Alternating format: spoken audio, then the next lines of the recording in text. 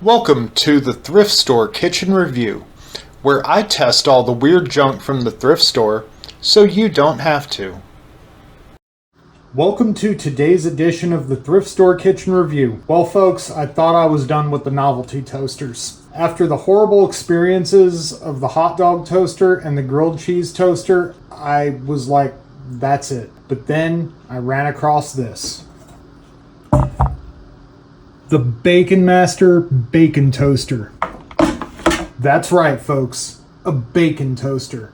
And I got this one, again, at Mostly Mutt's Marketplace in Ackworth, Georgia, for only $3.95. So let's examine our bacon toaster and see what we're working with here. First, we have a removable lid, which covers the heating element. It has also a removable grease tray for the bacon to drip into. Apparently, you're supposed to hang the bacon over the central heating element.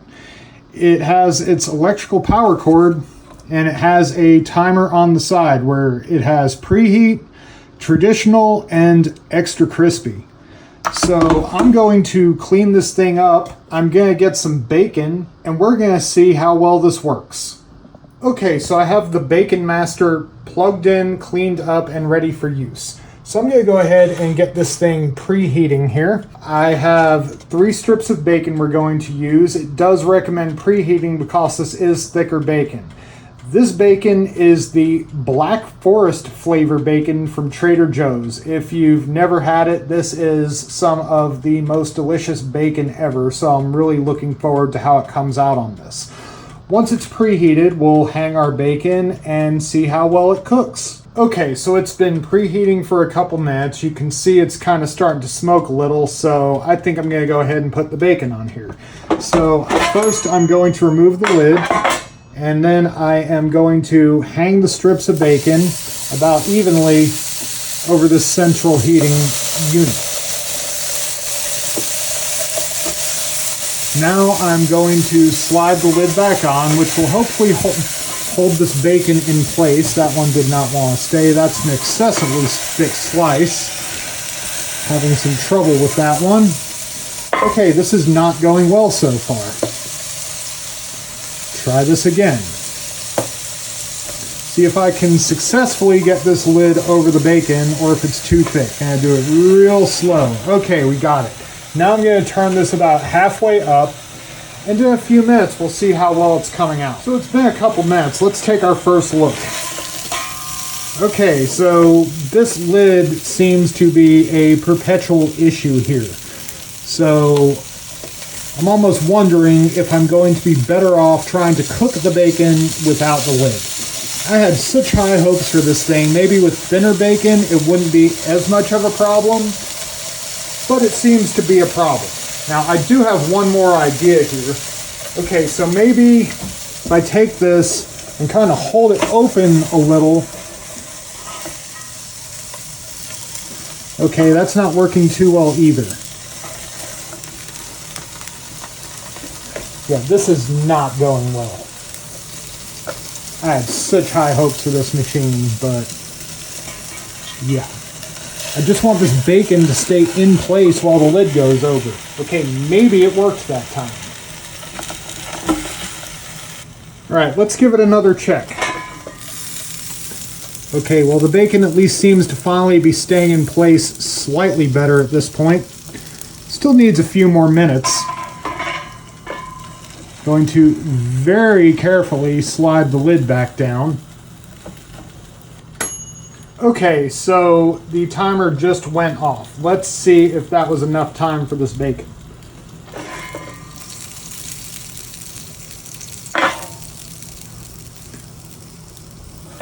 Pull one of these strips right here.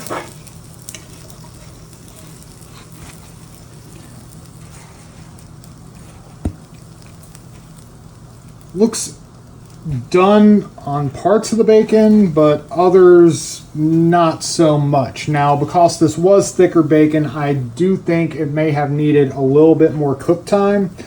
So I'm going to give it, there we go again, it does not want to stay on there.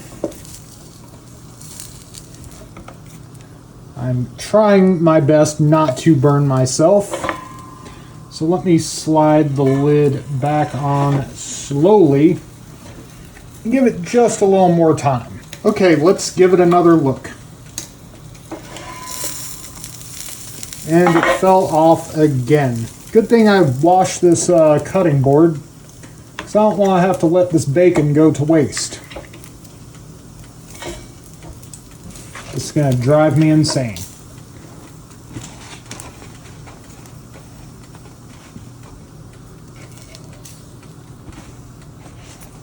Seems very unevenly cooked.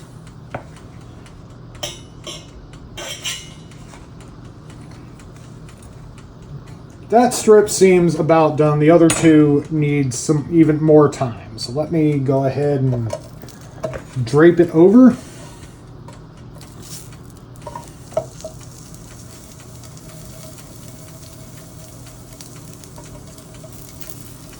Get that side facing the element and slowly drop this thing. And here we go again. It does not want to stay on there.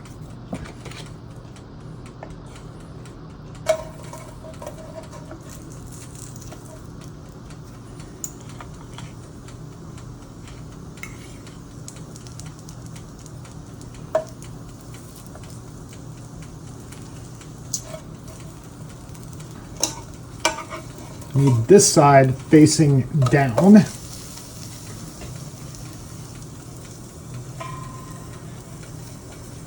See, as soon as you put this thing on here, the bacon starts moving. It says this thing can cook thick bacon, but clearly they're lying. While those are cooking, let me at least pat the grease off this one and see if it's halfway edible. Luckily, I like my bacon relatively lightly done. I mean, it's bacon. I'll give it that much. But I'm going to give the other two pieces a little more time and see if they come out slightly better. Okay, let's give it a check now. You gotta be kidding me.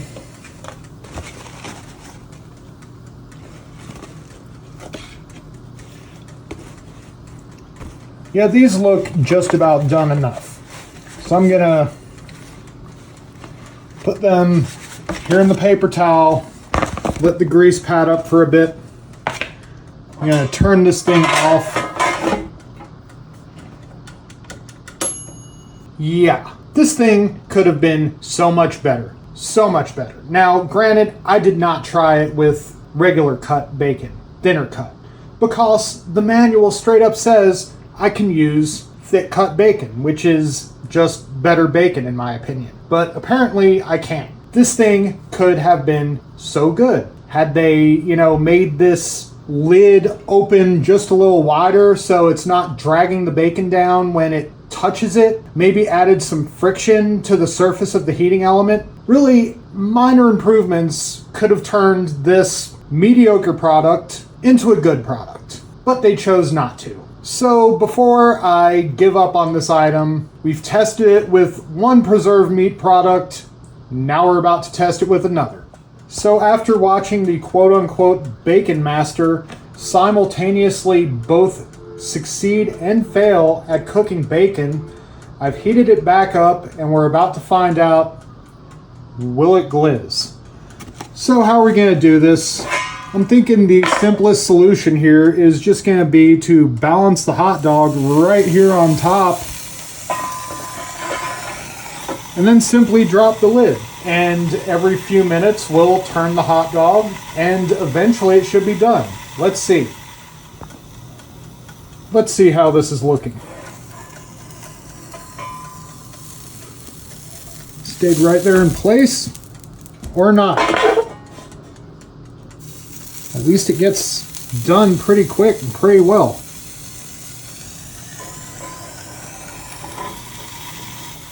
I figure we'll just get all our sides and by the time it's done, we'll have a pretty well done hot dog.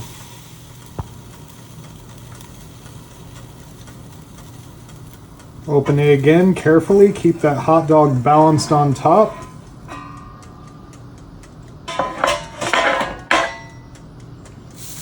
Oh yeah.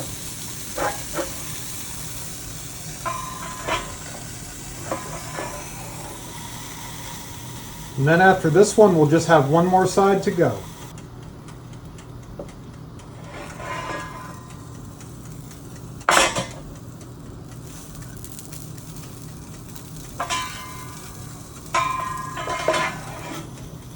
A few more seconds and they'll be done. That hot dog's actually looking really, really good.